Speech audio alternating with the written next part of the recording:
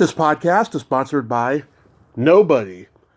Hey dudes, welcome to Splat from the Past, the only 80s themed horror sci-fi show where things can get totally radical. Now today I will be welcoming Mike Lackey. Mike played the derelict Fred in the 1987 horror cult classic based in New York, Street Trash. He also did special makeup effects for it. And he also did special makeup effects for I Was a Teenage Zombie. And then he got out of the business. And we're going to talk about all that stuff today. Street Trash is such an underrated movie. The only other guest I've had from it is James Lorenz a few years ago. And he had an interesting story about how he got in that movie. And so we're going to talk about all of that today. And I cannot wait. Thankful November really makes me thankful. I have to say, it's just a wonderful, wonderful feeling to be part of Thankful November. And I'm so thankful for all the great guests I get and all the great people who listen. So thank you all. So yeah, here is my interview with Mike Lackey. Hey Mike, welcome to the show. How are you today? Doing great, Tom. Thank you very much for having me today. Oh, absolutely. This is such a great honor. Thank you for taking the time. Absolutely. You know, when I got your message and I checked out all of the great shows and all of the fabulous actors and musicians and actresses from the 80s that you've done on the podcast, gosh, I felt it was an honor to be asked to be included in this great roster. Oh, thank you. I'm quite proud of it myself. So, going back in time, did you gravitate towards movies early on in your childhood? Absolutely. You know, when I was a kid, I always wanted to do two things. I wanted to make monster movies, and I wanted to make comic books. Mm-hmm. And I've just been fortunate enough to be able to do both of those things. When I was a youngster, definitely gravitated towards, Godzilla, the Howard Hawks version of The Thing, all of those great movies, Legend of Boggy Creek, all that great stuff coming up through the 70s. Then, all the giant monsters from the American International, Empire of the Ants, American Melting Man, Incredible Melting Man, all of that stuff. The schlockier, the better. Right. And when I had the opportunity to see Dawn of the Dead, that was really the life-changing cinematic moment for me, because prior to that, movies would always show the action kind of maybe in the shadow, or the violence would be, hinted at. If you look at like those old Universal movies, the Wolfman always strangles people, which is strange. I would think the Wolfman would bite people. Yeah. Here with Dawn of the Dead and the zombies, and we've all seen it in the helicopter scene, the exploding heads. And finally, we were seeing everything that we had imagined for years and years. Right. And much like every other guy that wanted to be a makeup artist in the early 80s, yes, Tom Savini was my hero. So I followed his movies religiously. And when I had the opportunity to attend School of Visual Arts, more on that later, that's when, meeting Tom Savini through my film production class, getting together with classmate Jim Muro to make the Street Trash short film, that was really like all of these, dreams coming true, and I'm just so happy that it all worked out and has become this cult phenomenon that we call Street Trash today. Absolutely. So you grew up gravitating towards the horror and sci-fi genres? Yep, absolutely. And again, the schlockier, the better. I loved Doctor Who.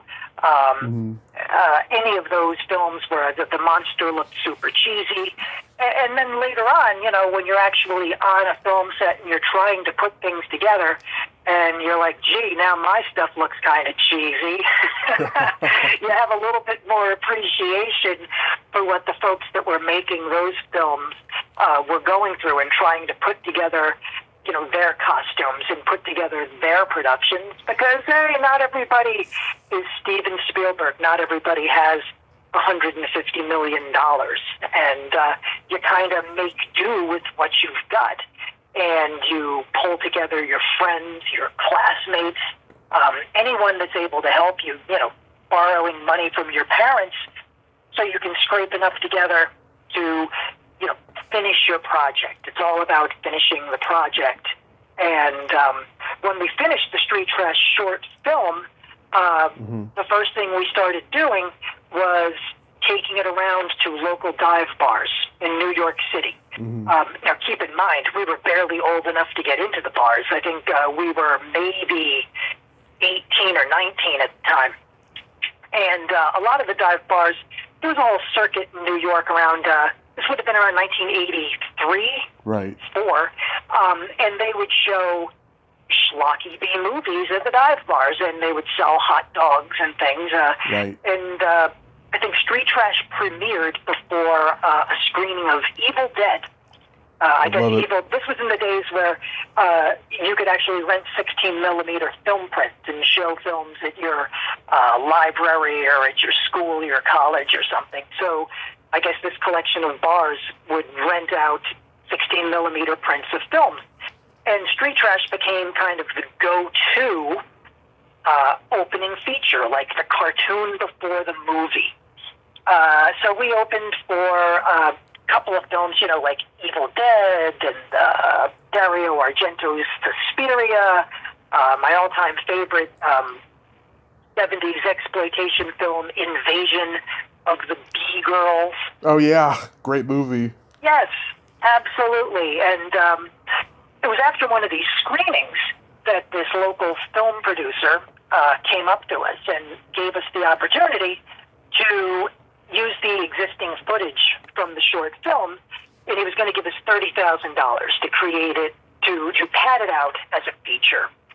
And to his credit, Jim thought we could just do a little bit better than that, and that's when we folded our film producer, our film instructor, Roy Frumkes, into the mix. And Roy was our teacher at School of Visual Arts, and he had a film production class. And part of what was so great about his class is not only were you, at film school learning how to make movies with other like-minded people your own age, but he would bring in all of his celebrity friends to do guest lectures like Tom Savini or Wes Craven or whomever he was able to wrangle into doing a guest spot in his class. So Roy was a screenwriter. He taught screenwriting and he taught film production. And what we did is we wrangled him to be the screenwriter and producer for the film. He was going to be in charge of raising the kind of money we needed to really make Jim's vision come to life in a way that would be a little bit better use of his Steadicam. Now, let me go backwards to go forwards. The Steadicam, right around, it's ubiquitous today. But in 1983, 1984, it was still a relatively new tool. And Jim's goal wasn't so much directing, but cinematography. And he was an early adopter of this new technology of the Steadicam. So he wanted to make the Street Trash almost like this 90-minute highlight reel of his camera work. So what we did was, during the financing the film, we decided to go up to 35mm, and that would really give the camera work and the production value that would take the film, put it kind of a little bit head and shoulders above the usual shot on 16mm grindhouse, drive-in, 42nd Street feature that we all know and love. And I think it's that production value that's helped the film kind of live on through the 80s, the 90s, the 2000s. Yeah, so, what was the genesis of the story? Because when I watched the movie, it's like a commentary on the homelessness in New York during the Reagan era with a little bit of a Repo Man influence. It's funny that you mentioned Repo Man because there was many a night that Jim and I would sit with like some pizza and maybe some beers and watching Repo Man. So that's very funny that you mentioned that. There was no effort at all for making social commentary or anything like that, although I can definitely see how folks would interpret that. The homeless problem in New York was sort of exploding during the early 80s, and it was just something easy to make a film about because sort of like the cheapy, easy Halloween costume as when we were kids, if you didn't have a costume, you'd be a hobo. Yeah. It was sort of like that, you know. We would have made a Bigfoot movie, but then we'd need a Bigfoot costume. So it was just easy to make the movie about the hobos or the winos because we didn't need a lot of props and we could just go outside on the street and shoot around the existing New York City landscape and background for the film. So the idea of the melting rhinos was just sort of a part of that again, where we were fans of exploitation films. We just needed some sort of crazy hook, and that's when Jim just came up with the idea of, right, they drink Thunderbird wine, and they're just going to melt into crazy colors. So since, again, kind of going backwards to go forwards, I was in film school, but I really wanted to be a makeup artist. Right. And I wasn't good at any camera work or anything like that. So I was the self-styled Tom Savini wannabe in our class. And that was why Jim came to me and asked me if I would want to do the effects. And the effects on the student version, very primitive. You know, it was paper mache, liquid latex, tempera paint. We used dish soap bottles, like, the ivory liquid bottles, and I would attach aquarium fish tubing to the top of the bottles. We'd fill the bottles with blood, and we'd squeeze the bottles, and the goop would come out through the tubes. So everything was it was neither high-tech or state-of-the-art. But our motto on set was throw enough goop on it, and maybe it'll look good. So I guess over the years, it looked good enough for that film producer to offer us the option to expand the film into a feature.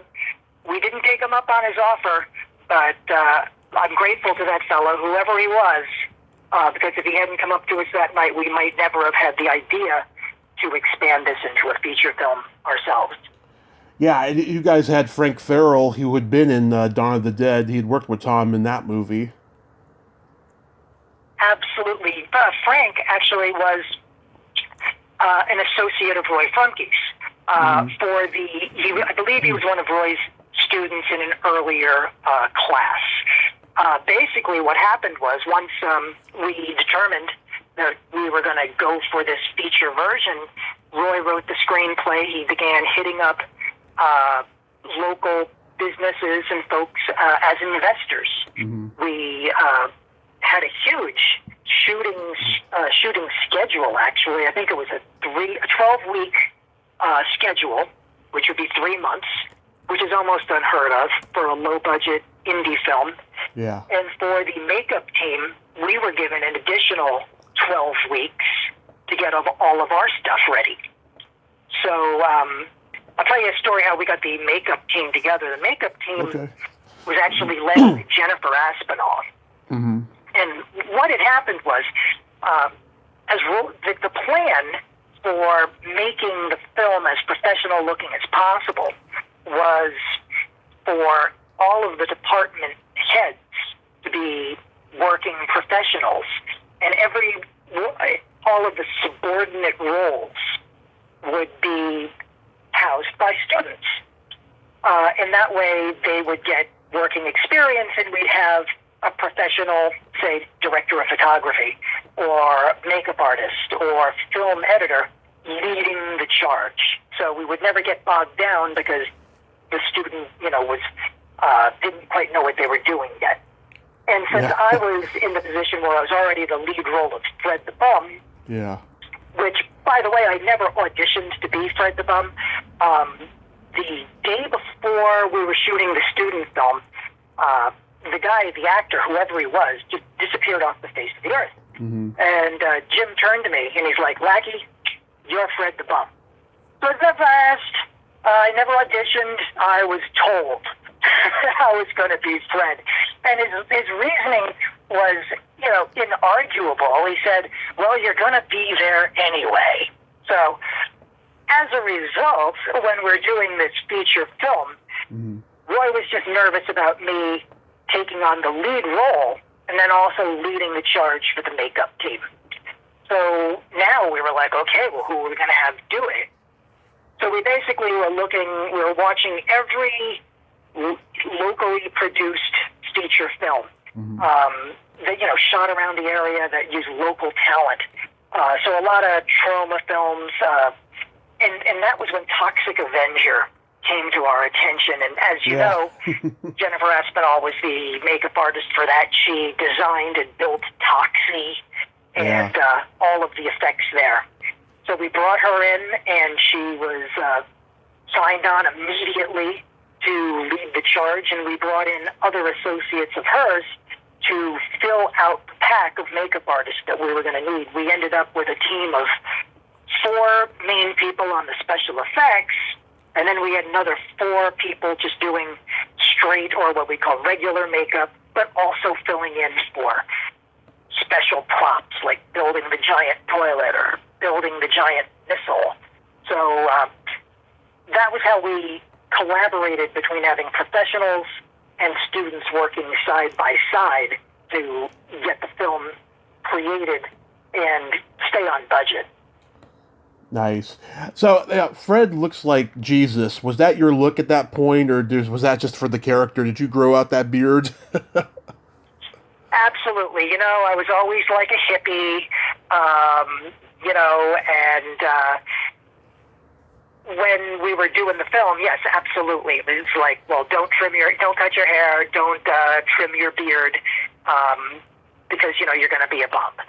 So, fine. I was 18 years old. I had just left home for film school. I had no money for a haircut anyway.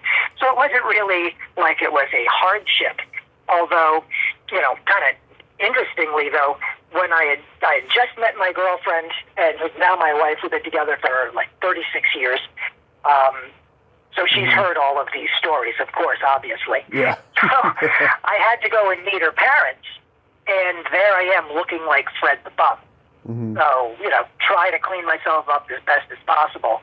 But they were not having it. They weren't pleased at this guy, showing up on their doorstep. And I said, well, folks, I don't ordinarily look like this, but I've grown out my hair and beard because I'm starring in a feature film, thinking they would be impressed. And all I got back in return was, good for you. So the look, it worked for the purpose of the film. Other parts of your life, maybe not so much. So yes, I did get a haircut, trimmed the beard shortly thereafter. Oh, man. Yeah, this movie holds the record for the most fucks in a horror movie, 128. I can't think of any other horror movie that has that many fucks in it. But then again, it's New York, Absolutely. And, when we had our world premiere, we had our world premiere at the Ziegfeld Theater in New York, which, for anyone who's not local to the New York City area, the Ziegfeld Theater is like the nicest, poshest theater. At one time, it was a vaudeville theater. In New York City, probably your 2 biggest theaters. Number 1, obviously, Radio City Music Hall. That's the largest movie theater in the United States with like 4,400 seats. The Ziegfeld is number 2 in New York City. I think that has about 1,200 seats. So we rented out the Ziegfeld for 2 screenings. They didn't even want to put the title Street Trash on their marquee because this was a very classy theater, you must understand. And we rolled up, instead of having all of the cast roll up in limousines, we all rolled up on garbage trucks, hanging off the back of the garbage trucks. So that was quite the sight, and I'm sure the folks at the Ziegfeld were horrified at all of the maniacs pouring into their theater. Some of them wearing tuxedos, others actually dressed like bums. But fun fact, somehow the publicity team at Vestron contacted MTV, and MTV actually covered the world premiere of Street Trash. Mm-hmm. If you go on YouTube or you do a Google search, you might see, it's like a 30-second clip from MTV News. And probably the only reason they agreed to do it is that the Ziegfeld Theater is literally around the corner from the MTV studios. So all they had to do was get in an elevator, go down to the street, and there we were. So that was quite fun to be on MTV for 30 seconds. Yeah, that's crazy. Well, the liquor store was abandoned, right? Is it still there, do you know? Well, the liquor store with a lot of the locations have been, steamrolled over the years. It's been, 40 years ago. Mm-hmm. The liquor store with Fred and Ed is still there. That was in Hoboken. We actually shot all through the tri-state area. We shot all through Manhattan, Brooklyn, Queens, Hoboken, New Jersey. We shot out on Long Island. Mm-hmm. Vietnam flashback scenes were out on Long Island. If you watch the opening chase scene where Fred steals the money, mm-hmm. That was shot all over Manhattan, Queens, and it all cuts together seamlessly. A friend of mine does occasionally go back to the locations mm-hmm. and take photos of himself in front of the various locations. So that's what he does on vacation. So yes, he's got the most patient wife in the world, I'm sure. When she says, "What do you want to do for vacation?" He's like, "I want to go scope out the Street Trash location." So she's a very, very patient wife indeed. Yeah. So I read there's some crazy things that happened during filming. Miriam Zucker got mugged in a subway. The first guy who played Bronson got fired on the first day. Was it a stressful shoot overall? Well, kind of yes and no. And there was a lot of stuff that went on during the shooting of the film because, we had 100 people there. Mm-hmm. We had a crew of about 100 people. And, when we count in the actors as well. So, of course, you have all sorts of dynamics going through there. We were also shooting at the junkyard, so we had all of the junkyard employees there as well. So everyone really did come together quite well. The first actor that played Bronson actually had starred in a film that I had worked on just prior to Street Trash called I Was a Teenage Zombie. Yep. So I knew the guy from Teenage Zombie. And, he's okay, I guess. But, he had very firm ideas about the character of Bronson. And, film is collaborative. And if you're, not collaborative, you might not be around for the entire shoot of the film. So, yes, I think there might exist a couple of shots of footage of the first actor in the Bronson costume. Mm-hmm. But yeah, I think maybe he lasted for one day. Mm-hmm. So, the Vic Noto performance of Bronson is timeless. People love it. When I'm at a convention, people still yell air support to me. He totally, Vic Noto totally made the role his own. And he is one of the things that people love about Street Trash. Oh, yeah. I've talked to James Lorenz. He told me that he was like an usher at the theater, and he really was, and that's how he got the role. That's how he got into acting. Is that pretty accurate? How he got the job? Yeah, it's funny because there's parts about it, about the casting process that I remember and parts that I don't. For casting, what we just did was we took out a couple of rooms at School of Visual Arts. And again, that was one of the advantage of Roy Frumke's, being affiliated with the school. We didn't have to rent for actor rehearsal spaces or for audition spaces. And basically, we put out ads in the local trade magazines, looking for different types, and folks would filter in. We'd get all of the Berts together, we'd get all the Bronsons together, get all the Winettes together. And I do remember the various folks coming in during their auditions. I don't remember James, though. Sorry, James. But, we had seen hundreds and hundreds of people during the casting process. And as mentioned, I didn't have to audition because, I was just going to be there anyway. How did you guys find R.L. Ryan? Because I remember him as the alien in Eat and Run, and he was Andrew McCarthy's boss at the pizza place in Mannequin, and I thought he was great, especially in this role. Yeah, like I said, we had been screening a lot of these locally made horror films, and we saw him. I don't recall if he was in Class of Nukem High or Toxic Avenger. He was in one of those. He was probably in this Roma movie, yeah. Yeah, okay. And we did actually seek him out because of his appearance in that other film. Mm-hmm. Yeah. And, everyone was just so pleased to be there. It was, I think everyone sensed that it was something special because it was, guerrilla filmmaking. Well, not guerrilla filmmaking in the sense that we were sneaking onto locations and shooting without, proper permits. We had all the proper permits, and we did everything above board. We had location managers and all of that. But just the idea that, again, the crew of students kind of coming together, it was almost our entire sophomore class was involved in working on the film in a different department. And I think the actors, the professional actors, picked up on that. They saw that this was just something special, like a labor of love. And quite honestly, we didn't know if this thing would ever be finished, if it would ever be in a theater. I mean, we all had dreams, obviously, that it was going to be the most successful horror film, in the history of horror films and all of that. And I think in a lot of ways it has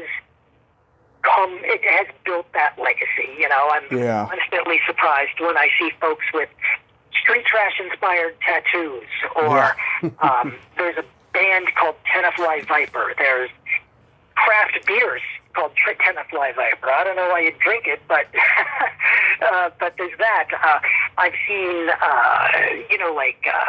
these specialty cakes, the Cake Boss makes those things that look like things, making street trash toilet cakes, too many bootleg t-shirts to even count.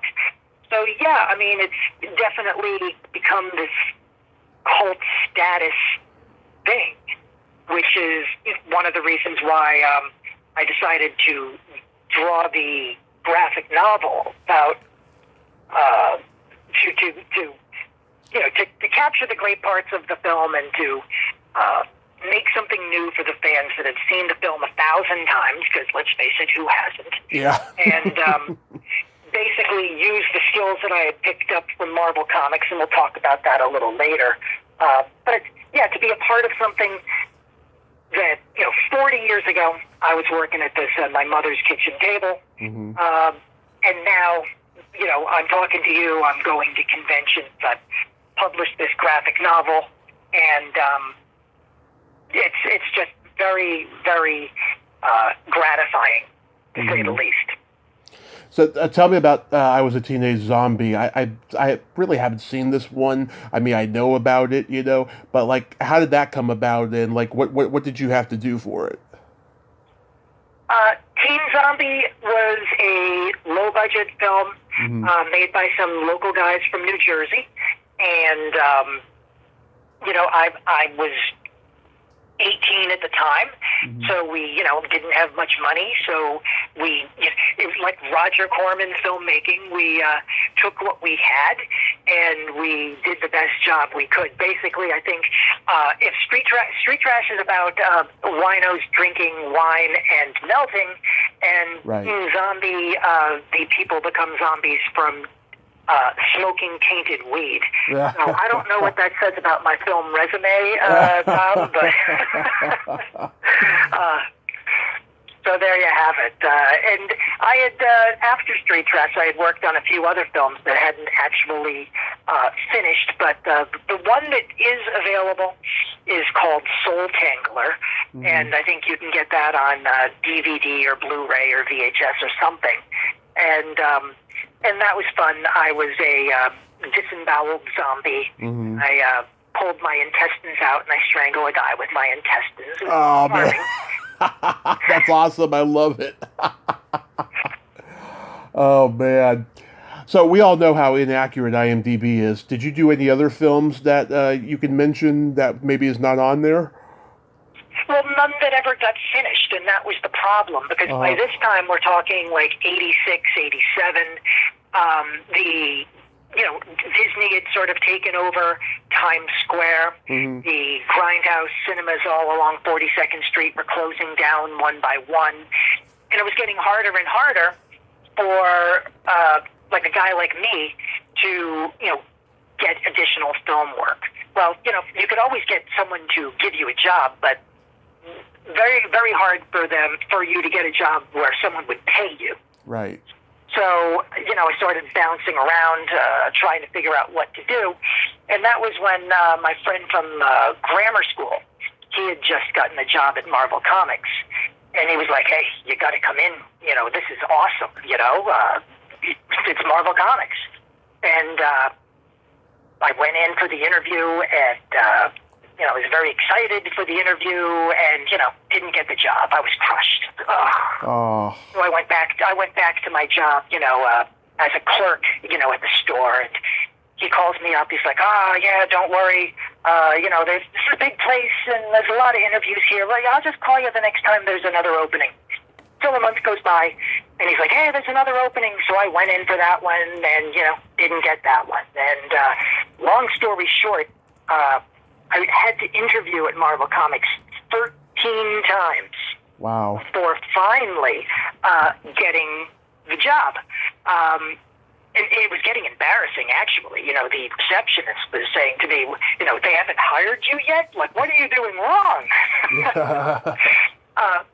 But, there's definitely a lesson in there of persistence, and for all of your listeners, maybe they're making a film script of their own, trying to get it produced, or maybe they're in a band, they're trying to get the band together, or maybe they got a book, maybe they're trying to publish a book, right? And or a podcast. I'm sure you have plenty of adversity trying to get your podcast off the ground. Plenty of people telling you no. Oh yeah. Just again and again, you just keep working at it, and eventually something will happen.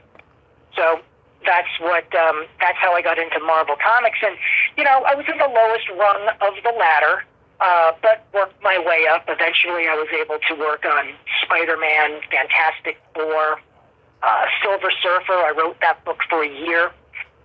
Beavis and Butthead, Ren and Stimpy, G.I. Joe, wow, Conan the Barbarian, all of that fun stuff. Yeah. So that was a great run that, lasted me for about 6 years, until the bottom fell out of the comic book speculator market, and there was mass corporate layoffs, and, so ended the boyhood dream. So, I started this conversation saying, yes, when I was a kid, I wanted to make monster movies and comic books. So, yes, I feel very lucky to have been able to do both of those things. Yeah, now you've obviously seen the evolution of fandom in comic books, sci-fi, horror, pop culture. What do you think of the current fandom culture? Do you think it's gone too far? How do you mean? Like, I personally think it's gotten to be capitalistic, toxic, tribal. It's influenced people to do bad things. Oh, yes, you know? Yeah. Yeah, absolutely. And maybe that is just a result of social media. Yeah. Because when I was a kid, and you'd read like the Marvel Comics letters, everyone was happy. Yay! It's the Hulk. It's Spider-Man. Or when we were standing online in 1979 for Empire Strikes Back. Right. You know, everyone online was, yay, we're going to go see Star Wars. Even the anime movement. You know, I after Marvel Comics, I worked for an anime company, Central Park Media. Mm-hmm. They were the first U.S. company to actually license Japanese anime and manga and import that into the United States on a broad basis. So even that anime fandom is just so inclusive and, you know, loving. You know, anyone who likes anime, great. You know, you're a member of our group. But yes, I do think there has been an influx of some toxic, what do you want to call it, toxic fandom or what have you, which is a shame. But, you know, there's going to be a turd in every punch bowl. Yeah. And you can't let that sort of stuff get you down, really. Because the reason that we watch horror films or listen to, you know, rock music or watch anime or any of these things is because we enjoy them. And if, you know, you're just going to be a downer about everything, then I'll, you know, put you on mute. Yeah, it's crazy, you know. But so tell me your Tom Savini story, because I've met him a couple of times. He's very wary of people wanting something from him, from what I noticed. Yes, well, as I mentioned earlier, one of the things that Roy Frumkes would do is bring different celebrity friends of his into his class and give, you know, a presentation or a lecture. Well, during this particular time, do you remember that TV show called Tales from the Dark Side? Oh, of course. Right. Well, Savini was directing an episode called Inside the Closet, and that was, I think, on the first season of the show. Mm-hmm. And he built this little puppet monster called Lizzie. It looked sort of like a white, hairless ape, you know. Yeah. So he was in town to direct this episode of Tales from the Dark Side.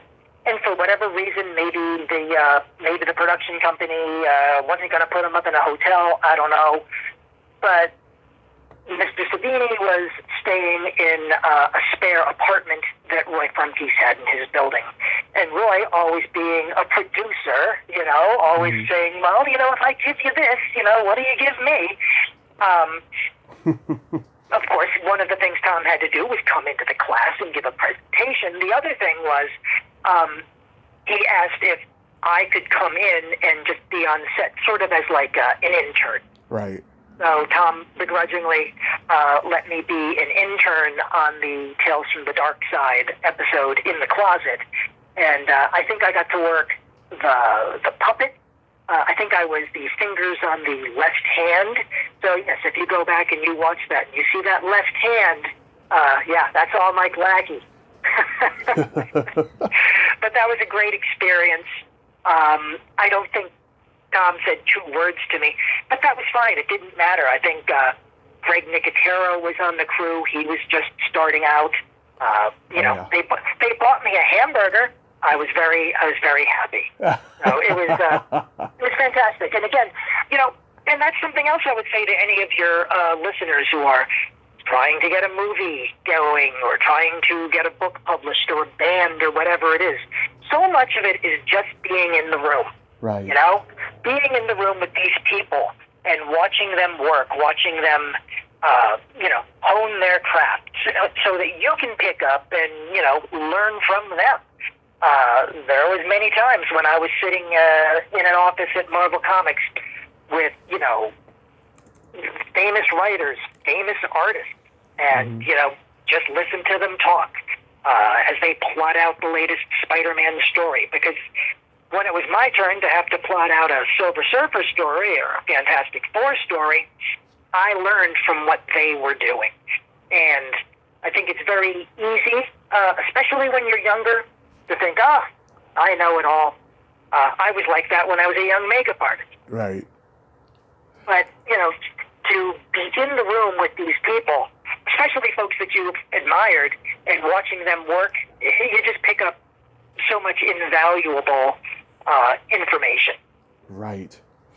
So now you instruct yoga? Right. One of the things that I've started doing here, I'm in Atlanta, Georgia now. Yeah. And, like any middle-aged guy, I was filled with aches and pains. If you watch the exploding rhino in street trash, Yeah. And you see me fly through the air and followed by a wave of glop. Yeah. That glop, by the way, was... I think it was tempera paint, food coloring, and mashed up Drake's coffee cakes. Oh. Yeah, we had gotten, one of the ways a low-budget film tries to supplement their income is to get corporate sponsorships. Yeah. And in fact, the short version of Street Trash was used Thunderbird wine. And the first thing we did was try to get Thunderbird wine to sponsor Street Trash. But they read the script, they were horrified. And I still remember the memo that they sent us. They were like, something to the effect of, thank you for your interest, but we don't feel that Street Trash accurately reflects Thunderbird's products or customers. So, yes, that's how we had to kind of pull Tenafly Viper out of our ass. So we needed to find a corporate sponsorship for food, and the only place that would agree was Drake's Cakes. And Drake's is a regional baker in the tri-state area. They do ring-dings and cupcakes and things like that. And we were so excited to get a corporate sponsor for food. Unfortunately, when the truck pulled up, the entire truck was just filled with coffee cakes, which, hey, coffee cakes are great, but when you've got 10,000 coffee cakes, you're going to get a little tired of them after a while. Right. So when we were doing the exploding guy, that giant belly that you see in the film, it was so hard to fill that up with stuff. All through pre-production, we were saving every bit of scrap foam latex that we had. But when we're there on set, the balloon, the belly was so big, what we had saved didn't even make a dent. So one of the makeup artists, Dean Cartalis, he goes, I know what we'll do. He runs off into catering, comes back with a wheelbarrow full of these Drake's Cakes. And we pour them in the belly, and we pour the blood and the slime and the goop all over it, because, like I said earlier, throw enough goop on it till it looks good, right? Yeah. And we set the explosive charge underneath it, and kapow. So when you see all of that stuff exploding, those are like 10,000 Drake's coffee cakes. Wow. But anyway, so when you see me fly through the air, I was on a rig of, I landed on a rig of cardboard boxes kind of lashed together with duct tape and some blankets. So we do the first take, and, everything works fine, no problem, because I was doing the stunt myself. So, all right, we're going to do another take. So while I'm getting ready, and they're filling up the buckets with more slime and more coffee cakes, what I don't realize is instead of swapping out fresh boxes, the crew just kind of plumped up the existing crushed boxes. So when I landed on the boxes the second time, it was like landing on nothing. The boxes just completely crunched in on me. I landed right on my head. I heard something kind of crack in my back. And I was just laying there. And of course, after you land on your head and you fall down, the indignity then is you're splattered with 10 gallons of slime and coffee cakes. So, I don't know exactly what the injury was because I never went and got x-rayed or anything because, I was 18, I didn't have any money. But I did have back pain for years and years and years, I think as a direct result of that accident. Yeah.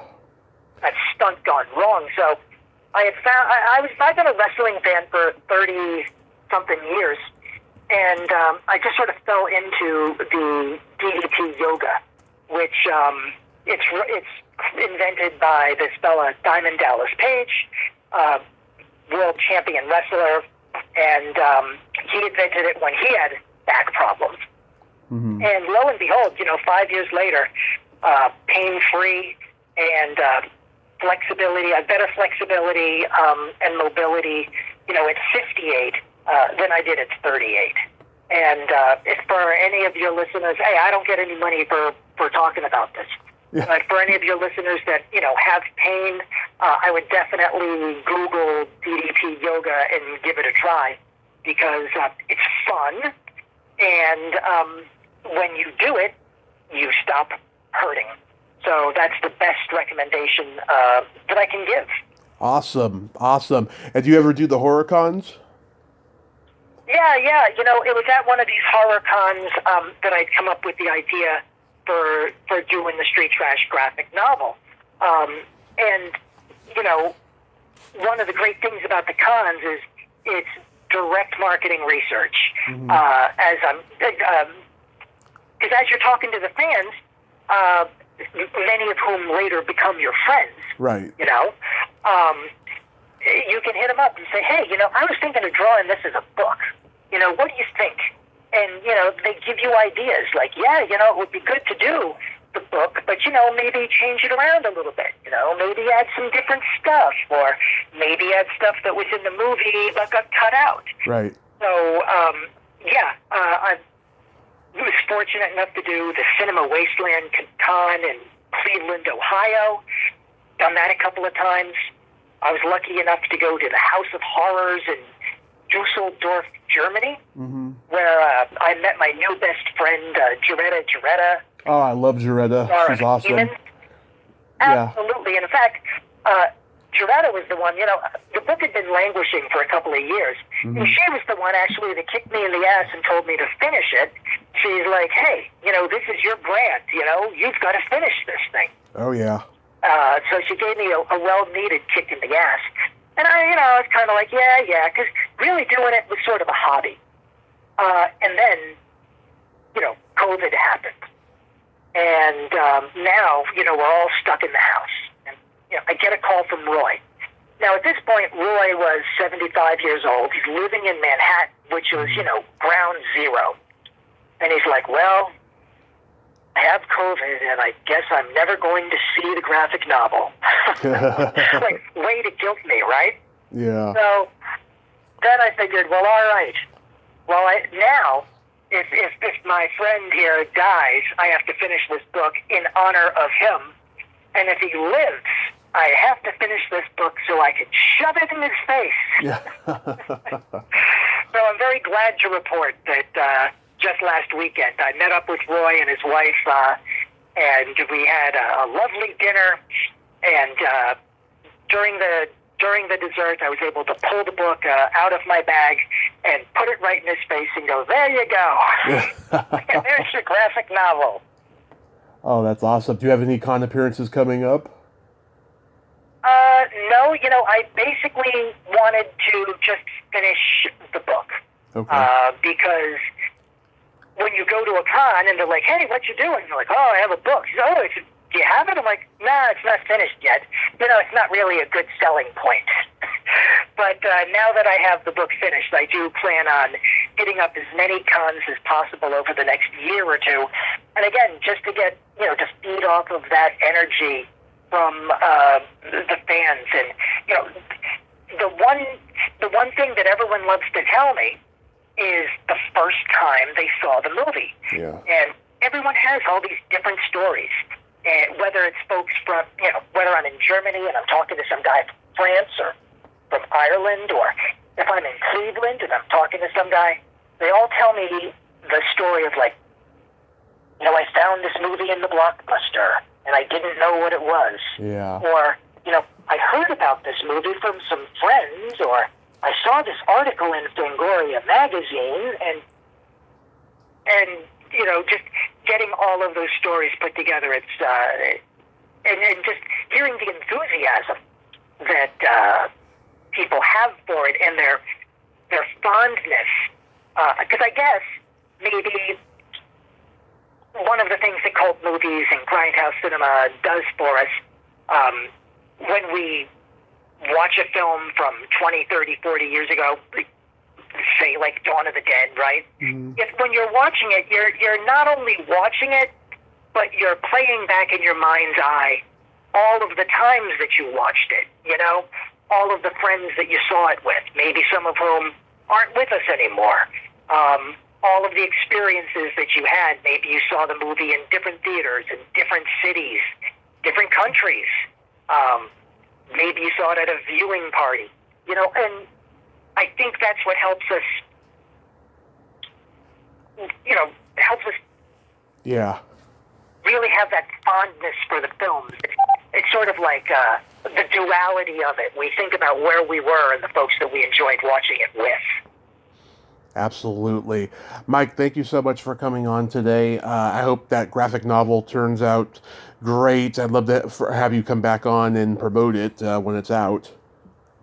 Absolutely. Well, it's available now. Go to Amazon. Yeah. I didn't know. Go to Amazon.com and search Street Trash under books. And there's a hardcover and softcover available. Awesome. You have yourself a happy holiday season and be safe out there. Absolutely, sir. And hey, don't drink the Viper. Yeah, don't drink the Vipers, right? Bye-bye.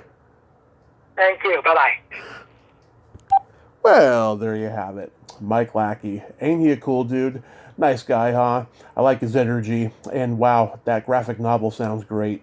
Sorry, I had a late start today. I'm just totally brain farting. I've only had 1 cup of coffee. So I apologize for that at the end there. It's out already.